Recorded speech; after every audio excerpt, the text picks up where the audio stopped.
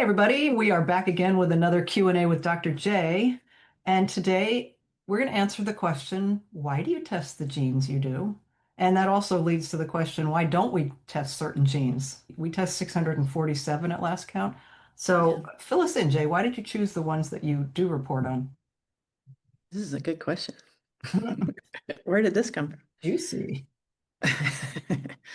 Yeah, when I first started looking into the whole genetic thing, what I noticed was when I got my genes tested by 23andMe and I put it through something called Genetic Genie, at that time they were testing for 30 genes.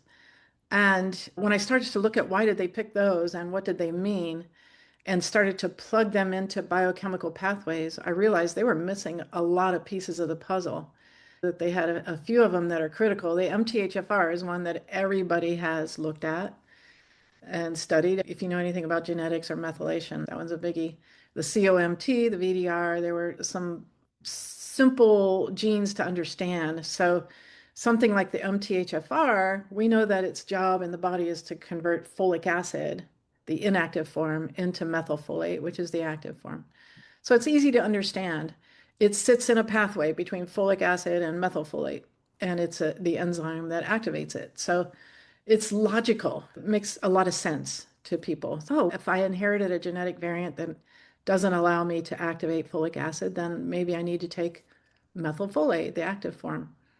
That created a bunch of problems. That's a whole nother story. But the point of it was when you look up MTHFR, and there are certain SNPs that are well studied, there's lots of good studies on them showing that this enzyme is associated with certain conditions or risks in the body.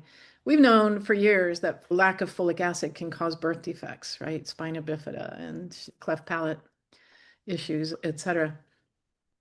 And but the thing about it is that it's well studied, and there are lots of PubMed studies showing that it is significant association with certain conditions, and there's a way around it. There's a way to fix it. You jump over the enzyme and give somebody methylfolate. And so when I started adding genes into our program, it had to meet those criteria.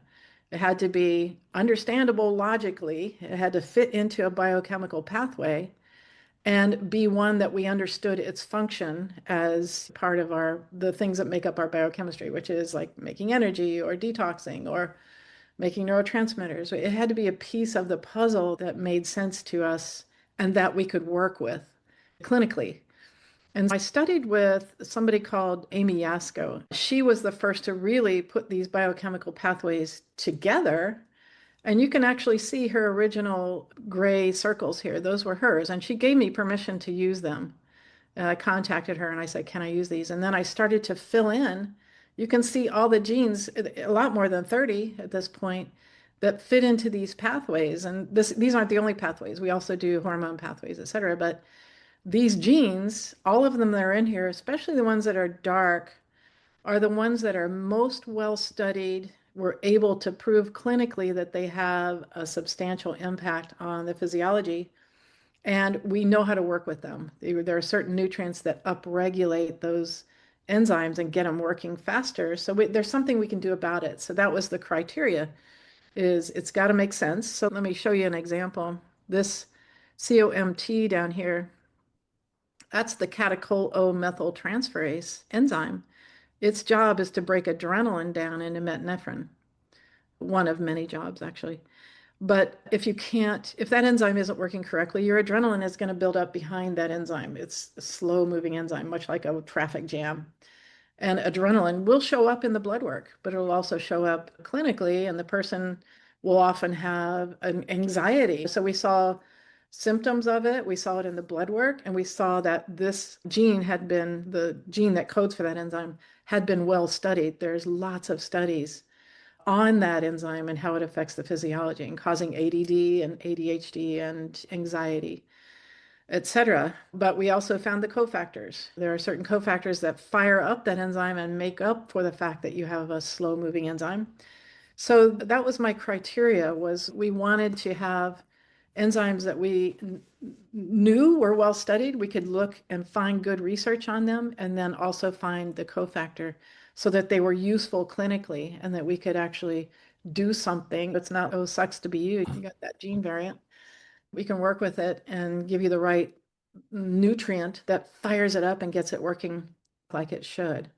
So that was a huge part of the 647 current count enzymes in the body that we're looking at that are coded by your genes that we know something about and can work with clinically. I know some companies sell whole genome sequencing, like everything going on, every single whatever Yeah. variation SNP. But we can't use all that information. Isn't it 100,000 or many thousands of genes If we're doing SNPs, we're talking billions, but there's 20,000 genes. that they've identified from the Human Genome Project? Yeah, and so the file itself is enormous if you try to download that information. We just don't need it. That's We're what I'm not saying. We looking. can't use it. There isn't Yeah, information that's no. useful. Not for us. There may be other Right. companies that are So, looking very specifically at other areas, and maybe they're using them for study or research or something, but it's not what we're about. We're about, can we use this? Is it useful to know that you have that enzyme issue or SNP or variant? And can we do something about it? And that's what I care about is let's go where the rubber hits the road and be able to work with those genes. and why pay for something that you can't use? Absolutely. Yeah, but it is getting cheaper and cheaper. I'm not sure what the cost is now, but the costs keep coming down when it comes to genetic processing, which is Hmm. pretty amazing. There were thousands and thousands of dollars several years ago for a whole genome, and I think they're coming down to $400 or $500 now. Well, But yeah, but why? yeah. My question is, but why? For the average person, why? But the cool thing too about the ones that you do report on is that when you find a gene variation that you feel is useful and there is published information, data that you can trust, you add that into the genetic report. Yes, and so we have to find an RSID number, which for a SNP, that's single nucleotide polymorphism or a variant, a genetic variant, it's important to have an RSID number that identifies that particular SNP because the studies that are done are very specific on an RSID number. So once we can find that, and then we can find what's called the risk allele or the wrong code of the variant, then I can add those in. And there's good studies saying that if you inherited the A allele of this RSID number of this, let's say COMT, then, and I see good studies behind it, then I go, okay, we can use this one. This is a useful genetic variant. And this is ongoing, right? The gene studies are, oh man, happening all the time. And then people also contact me and say, hey, can you add this gene into your report? I'm like, I don't know, I'll look. And so sometimes I can find a good study and an RSID number and a risk allele, and I can get it in there. And there are some genes like CFH, which is associated with age-related macular degeneration. So it's very specific for a disease, and we can add those in because people just want to know, do I have that? My mom has it. Am I going to get it? Kind of thing. But again, I want to know that we can do something about it. We can work with that. And we definitely can. I was able to reverse my mom's age-related macular degeneration, and she had those genes, and I inherited them. But it has to meet those criteria. It has to be something we can work with and something I can verify. I had a feeling you had a good answer. And Yeah. over all these years we've worked together, I never asked you that question. Oh, it's a good question. Yeah, I don't think I've ever really talked about it that way, but Yeah. because people do reach out all the time and say, "Hey, can you add this gene in us?" I can't verify good information Mm. here. Check back in a year or so, and maybe there will be some good studies that verify the information and the right risk allele and RSID number. Another good reason to consider My Happy Genes for your genetic testing, because everything that is in there is going to be useful. Even if you've got greens all the way down, like you've got 40 green genes in a row, like that means that you got good ones from your mom and your dad. There's bound to be something that's yellow and something that's red, but it's never going to be like us, you're left in the wilderness. What does this mean? You can click on the allele, the RSID, and find the information that supports why that. Right. And there's so many things that you can click on that take you right to where that study was done. So you can verify for yourself that it's legitimate. And I like it when people check my information. And actually, we have a geneticist who's crawling the backside of our website and checking my references and making sure that it's a legitimate study, that it is there's the other thing is magnitude. Does it have a very mild effect and is it very rare? Or Hmm. is it a very strong effect? And that is something that we look for too. If it's just very mild risk here, I don't add it in because it's like there are too many genes like that are going to confound our algorithm and not be helpful. Thank you very much for that answer.